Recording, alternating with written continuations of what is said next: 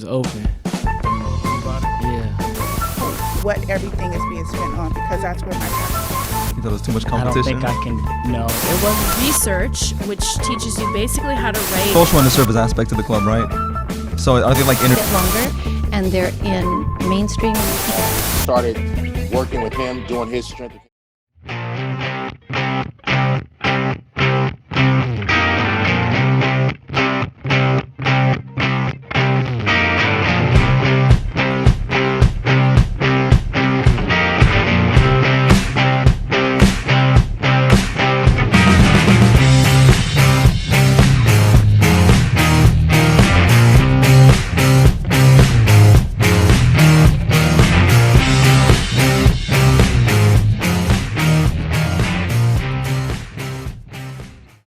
Hello everyone, welcome to Panther Pod. My name is Wendy. I'm here with Giselle and Dulce. And today our guest is Ortege Jenkins. Mr. Jenkins, welcome to the show. What brings Thank you. today? Well, a friend of mine and a client of mine is you guys' new principal, Miss Irving, Keisha Irving. So she had reached out to me about doing some things back with the community, with the school, now that she's in charge. And it was an easy choice for me to come on and kind of help you guys, or just be somebody that, can talk about some of my experiences at Jordan, some of the things that's happening at Jordan now, and whatever it is you guys have going. I just wanted to be able to give you guys some help if possible, or just give you some feedback on my experience, etc. It's plugged in. So you said Miss Irving is a client of yours? What's your Yeah, occupation? I have a personal training studio that I've had for a while, and I train professional athletes, football, NBA, and NFL guys, along with regular clients as well. But I have a studio off of Long Beach Boulevard and Hill Street, where I do personal training for weight loss, weight gain, tone and firming, different things like that. If you don't mind me asking, what got you into personal training? Well, I started off, I was always in the fitness industry, working for the big box gyms, the LA Fitness 24 Hours, the Crunch gyms, the Bally's. And then after doing that for about 10 years or so, about 8 years or so, I branched off and started working with one of my friends who was a professional basketball player. And then I started doing his strength and conditioning programs. And then with that, Ortege, come here. Sorry about my son. Stop. I just go. You got your iPad in there. Go ahead. Sorry. You're good. Okay. You are? Okay. Well, then go in your room. Okay. I'm not being mean, son. You got to go in your room and get I put your iPad in there for you. I'll be in there in a second. I'll be your best friend tomorrow. Okay. You'll be my best friend tomorrow? All right. Thank you. Sorry about that. So what that is, I started working with him, doing his strength and conditioning programs, and then he filtered more NBA players to me. And then when I got some more NBA players, I got referred as a guy that could do NBA strength and conditioning programs along with NFL guys. And then the train just kept rolling, and then my business got bigger. And then I was able to travel a lot and train guys, but I also needed a home base. So then I came and opened up a small gym in Long Beach to stay local, be able to help out, give back to the community with affordable training, nothing that's too crazy. And then I still travel and train the pro athletes during the off season. I like your mindset and the way you think about giving back to the community. I'm sorry. Oh, I was gonna ask you, in what ways did you provide besides Talking about giving back to the community? Yeah. Well, I mean, we do first and foremost, that if you look at the cost of personal training across the board, the average hourly training, if you go to any of the big box gyms or independently, is somewhere in a range from anywhere between $50 to $75 an hour, whereas we charge probably about half of that. So that's one way I've done it. Another way is I've put kids through personal training programs at no cost. Kids that sometimes may not have, their parents may not have the financial backing to do that. Well, I've also have a speed camp that I do on Sundays periodically throughout the month, and we charge $10, versus as in if you go to a speed camp, you can charge people charge somewhere anywhere between $40, $50, and $60 per kid. So we try to cut down those numbers drastically. And then we also provide scholarships for the kids that can't, or that their families may not be able to have the ability to pay, but they have the skill set and they have the desire to want to get better. So I would say that would probably be, one of the biggest things I would say, giving back to the community. Because when I was coming up, they didn't have all this training and stuff like that. You just kind of did it on your own. But today's athlete is bigger, faster, and stronger. So, people want to try to get an edge a little bit. So we try to provide a personal training atmosphere at a price point that is affordable for the average income, the average household in Long Beach. In the mid to lower income homes in Long Beach, because a lot of times, that's where I grew up, man. It was mid to low, so it is what it is. We want to try to provide some good quality training with good quality coaches that have experience, that have played Division I or pro football or basketball or just pro sports in general, or just collegiate sports in general, and then be able to give them an opportunity to get some good training with that. Would you say So that that's how I get. would you say you wanted to pursue that in high school? Nah, I thought I was going to be a professional football or basketball player. I didn't think nothing about it. I thought I was just going pro. And then the reality hit that I just wasn't good enough at the time. And then you move on to the next phase of life. What made you pursue that path? Like, was there an event in particular that made you say, oh, I want to be a trainer? Nah, what happened was I started in the corporate side of gym. So in the selling memberships and being a general manager of the gym. So if any guys ever been on LA Fitness or 24, there's that sales department area where people sell you the membership or go through the tours and all that. So I became a manager of one of those big box gyms. And then I was the corporate side. It was all about sales and marketing, profit and loss. And so in the beginning, it was fun. The first I started at, I think, 24 or something. I did it for 6 or 7 years. So, once I became 30, 31, I decided, hey, you know what? I'm not really giving back, and I'm not really helping people through health and fitness. I'm more of helping the big box company by selling all these memberships. But there's not a lot of care behind it. It's more about how many memberships you can sell, how much money can you make for the company, blah, blah, blah, blah. So I was more so like, it was good, great learning experience I had, take nothing away from it, but I wanted to have a little bit more of an effect of dealing with my clients and not so much of the corporate side to it. So once I decided that wasn't going to be my path anymore, I still wanted to be in health and fitness because you can still help people with it. I decided to do it more one-on-one. Sorry. No, yeah, I agree. I feel like with local businesses, I feel like it's easier to have that trust, because with corporations, it's like they just want the money and they don't care about your well-being. So I agree. I wouldn't say all, but yeah, you're right. A lot of it is based upon profit and loss. That's how companies, and that's all. If you're in the business of making profit, you're either making profit or you're losing. If you're losing, you're not going to be in business for a while, or you're not going to be working at that particular company anymore, if that's the field that you're in. So I just took a different approach. Now I get to control it. I can work when I want to work. I can, I can really be hands-on with my clients, and it's just a better feel for me. I can sleep better at night. It's kind of like you're your own boss type. Oh, I'm definitely my own boss for sure. That's the goal. 100%. How did high school prepare you for what happens next, like the real world? To be honest, guys, high school is a stepping stone for the maturity level that you are in high school. It drastically changes when you get to college, and you'll look back on high school and be like, oh man, I remember I did this, I did that, and then and some people are a little bit ahead of the curve on the maturity level, and some aren't. I would say that the coaches and the teachers at Jordan prepared me to go to the next level of the collegiate level, meaning as in, hey, when you get to college, if you don't want to go to class, you ain't got to go to class. It's just that simple. It's up to you.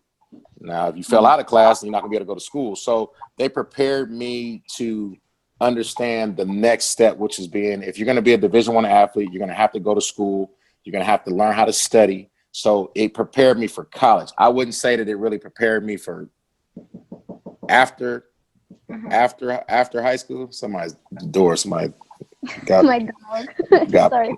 somebody got Postmates or Uber Eats at the door or something. I don't know. But no, yeah, it prepared me more for getting ready for college, and then college kind of prepared me more for the outside world with just regular experiences as well. That's good. Did during high school, did it even cross your mind that you were going to end up in something like that? No.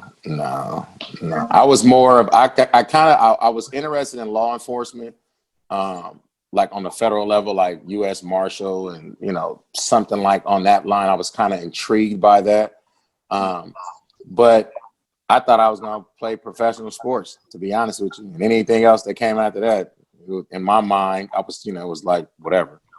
You get to college, you kind of feel the same way, and then as things start to really clear up towards the end of your collegiate career, then you just got to make decisions. The LA Fitness thing just dropped upon me because I came in there to work out while I was in transition of being released from one team and waiting for another team to call me.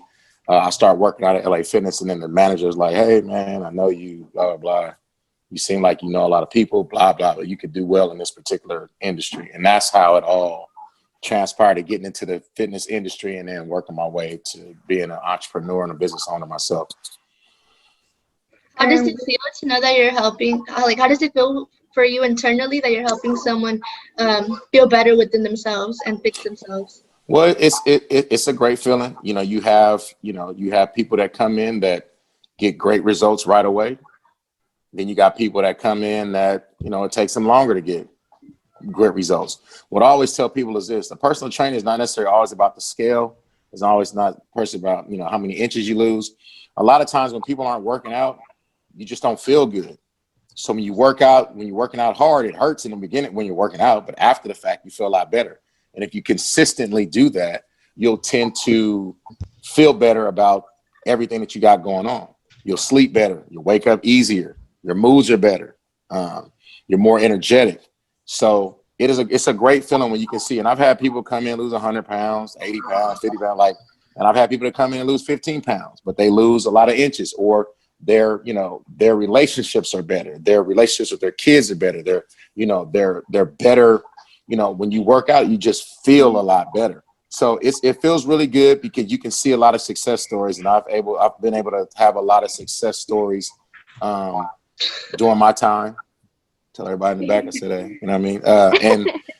And I've had a lot of success to be able to go through a lot of clients that have had some great success of just not necessarily always losing weight and having big, giant, drastic body changes, but just feeling better about themselves, better about their relationships, and just better about their whole mental aspect of what they have going on.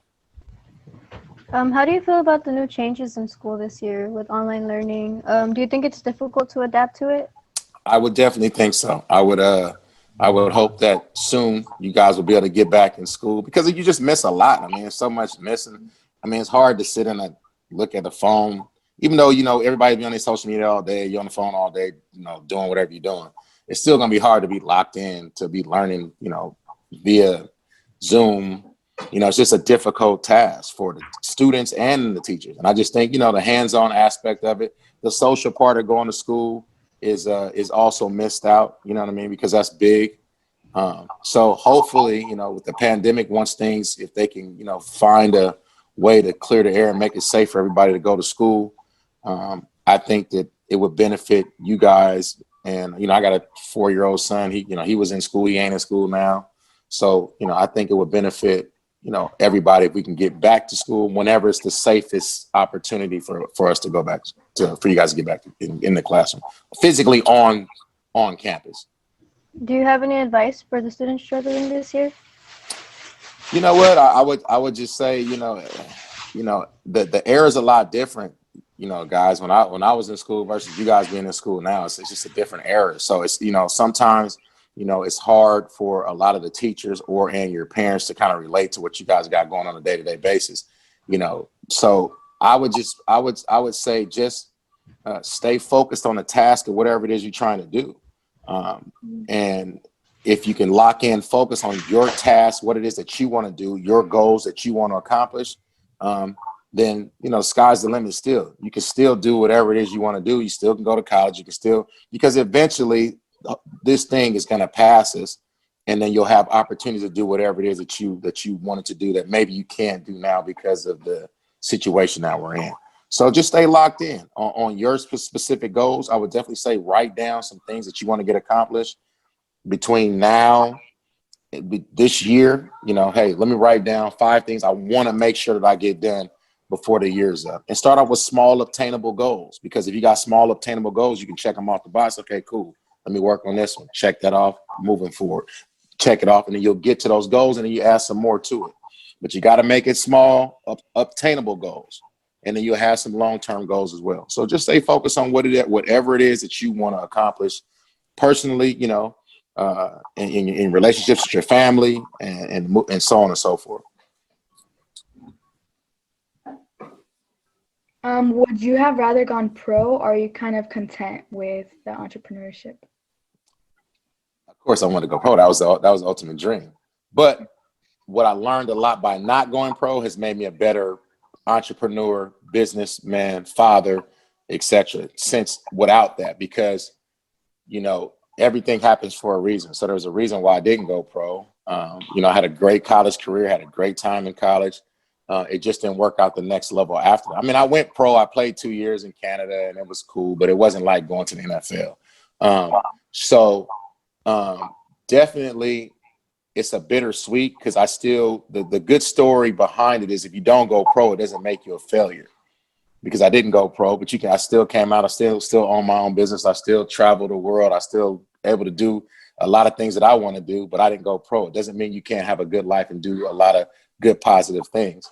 It just, you know, that particular goal was cut short a little bit, and then we move on to the next one. So the ultimate goal, yes, was to go pro, but it didn't, you know, it's not like my life is bad. What is one thing you would tell your younger self as a Jordan student? Just take a tad bit of the cockiness out, just a little bit. Just tame it down some. I think, you know, you go through. I had got a lot of success early, because as soon as I came from Hoover, I was a varsity basketball player, which means that my friends and the people that I hung out with were juniors and seniors, because I was on the varsity team. So I didn't really so I got a lot of success early. I was a big kid when I came out. I think when I got to Jordan, I was 6'2", and I was like 195 pounds or something. So I was like already kind of tall and big, you know, I was kind of big.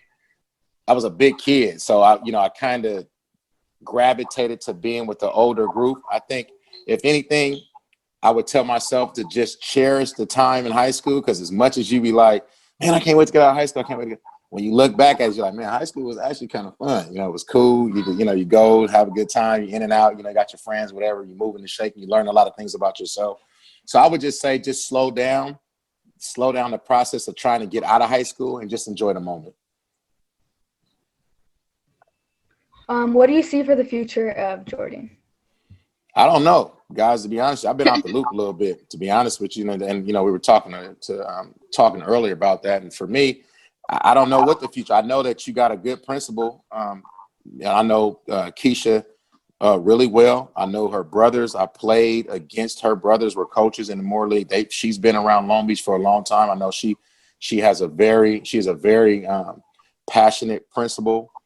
Very passionate about getting Jordan, you know, some respect, getting Jordan for people to, you know, to give back to Jordan, like myself, being able to come back and speak and get back involved, because we've been kind of away from the loop for a while. So the future is just going to be based upon, you know, how much energy that the kids can put into it, you know, how much energy, you know, the local community can get behind it, and putting things in place that can make it back to a success. Not saying it's not successful. I don't really know, guys. Like I said, I've been off the loop. So you guys are more dialed into it than I am. I mean, other than the fact that I drive over the bridge every day and I see the kids at one particular time. But other than that, I don't know. You got to put batteries in it, son. Okay. I'll be up. Junior, come here. I'll be off this in a second, and I'll come in there and we'll play. Okay. but I'm working right now. Remember I told you that? All right. Thank you.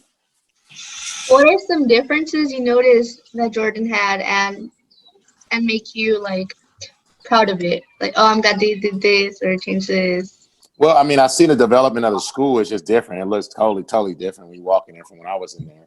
So far as the new buildings and the new additions that the Long Beach Unified School District has poured into all the Moore League schools. You know, so far as when I came, it was all about these science buildings. That was a big thing. The science building. So the science building was the big thing when I was there. Now you guys have pretty much remodeled the campus or remodeled a big percentage of the campus. So I'm proud about that. I believe the football field is getting done over, I believe. And they're going to do a lot of, hopefully, some additions to the athletic program, along with the academic side of it. So I'm proud of that for sure.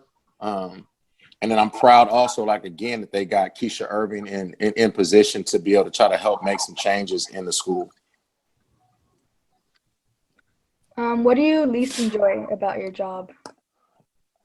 Probably the hours. I work a lot of hours because I have a lot of clients. And just being able to, you got to deal with multiple personalities on throughout the day. So yesterday I trained 20 people. So that's 20 different people that I got to have 20 different personalities that don't want to do push-ups or sit-ups or run or jump or whatever. So you have to go back.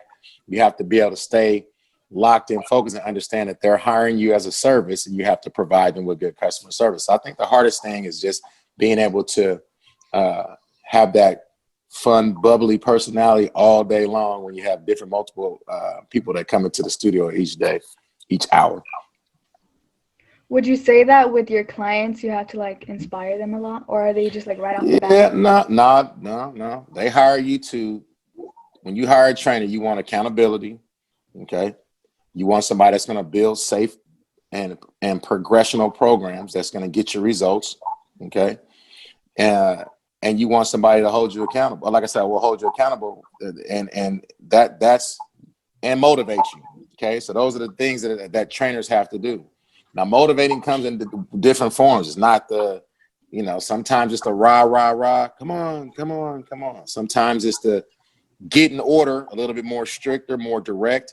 You have to know your clients, and you just learn that with time of how to motivate different clients in different ways that you motivate them.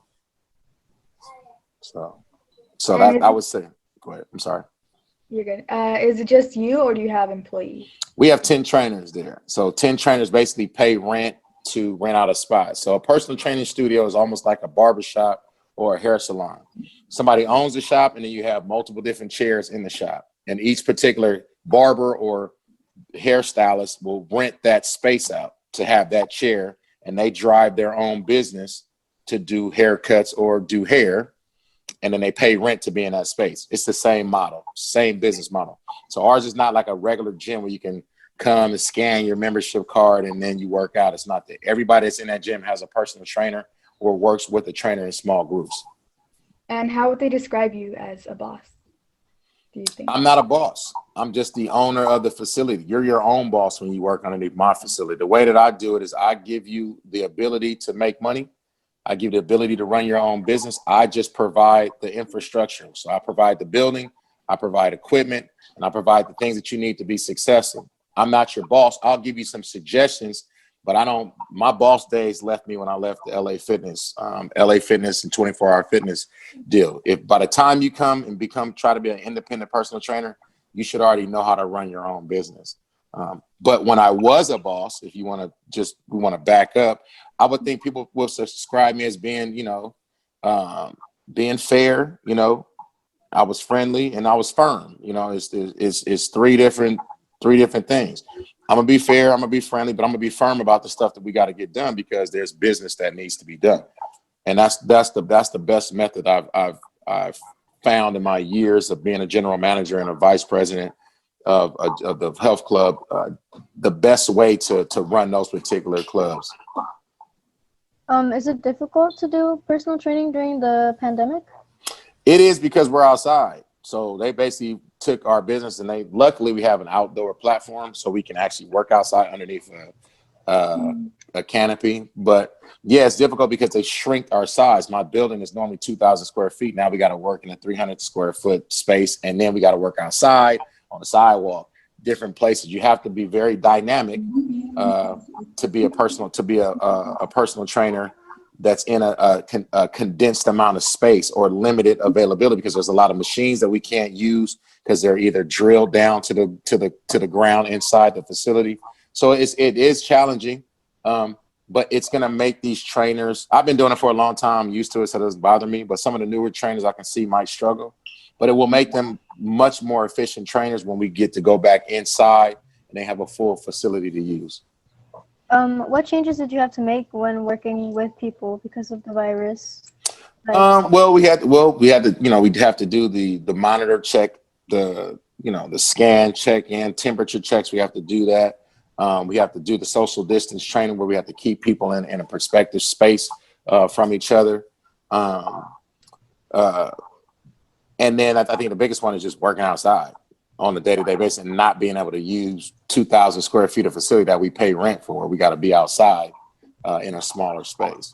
So those are the biggest challenges. But the things, like you said, it's, keeping a distance, the social distancing when you're training, also keeping people away from other people's clients.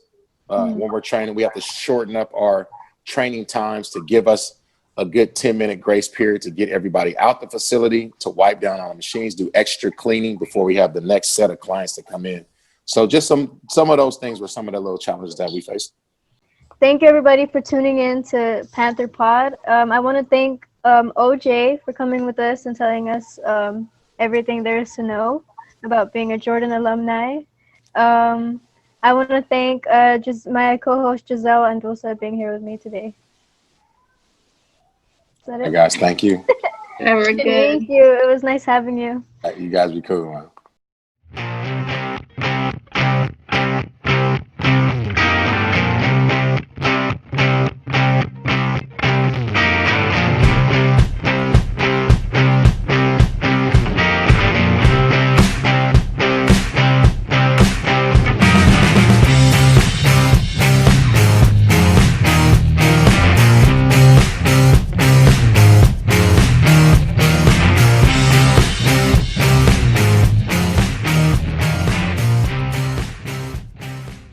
It's open.